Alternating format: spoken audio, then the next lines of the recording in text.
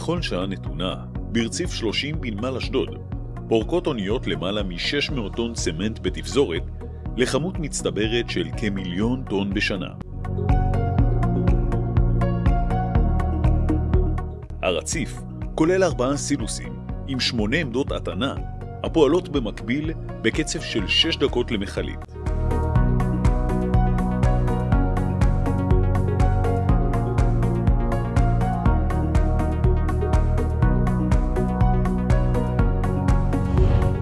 זוהי החוליה הראשונה במערך האספקה של ענקית הצמנט היידלברג מטריאלס בישראל.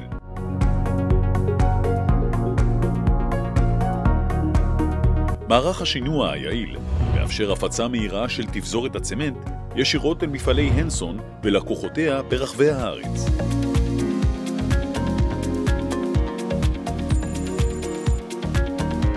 במקביל, מפעילה חטיבת הצמנט את הטרמינל הרב-שימושי הנמצא בעורף הנמל.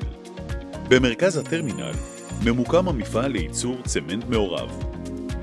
מתקן הערבול המתקדם, הניחן ביכולת ייצור וערבוב של סוגי צמנט שונים, מאפשר לכל לקוח לבחור ולהזמין את סוג הצמנט המתאים לו. בצמוד נמצא מפעל אריזת השקים הממוחשב. הצמנט נארז בשקים של 25 קילוגרמים, בקצב אריזה של 3,000 שק לשעה.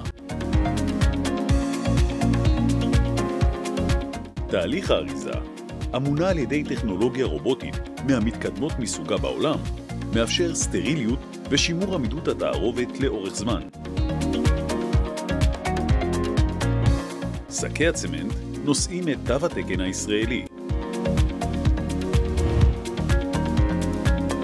הנסון ישראל מציבה בראש סולם הערכים שמירה על סטנדרט בטיחות גבוה, פיקוח הדוק על איכות המוצר והגנה על איכות הסביבה, כולל שימוש במלגזות חשמליות להפחתת פליטות CO2 לאוויר.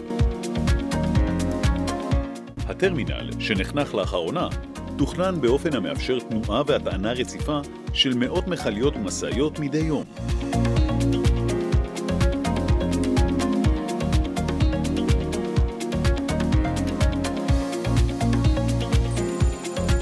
בצידו הצפוני של הטרמינל ניצבים 4 סילוסים בגובה 30 מטר, עם קיבולת של 20,000 טון המשמשים כבאפר לרציף. במכלי האחסון 8 עמדות טעינה לסילו ו4 עמדות פריקה, המאפשרות העמסה של 40 מכליות בשעה. תהליך ההטענה והשקילה נשלט ממרכז הפיקוד והבקרה, המנטר ומתעד את קצב וכמויות ההטענה לכל מכלית במתחם הטרמינל בכל שלב.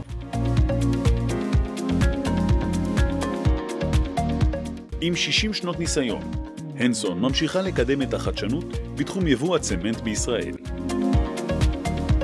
הנסון, הבחירה הראשונה שלך גם בצמנט.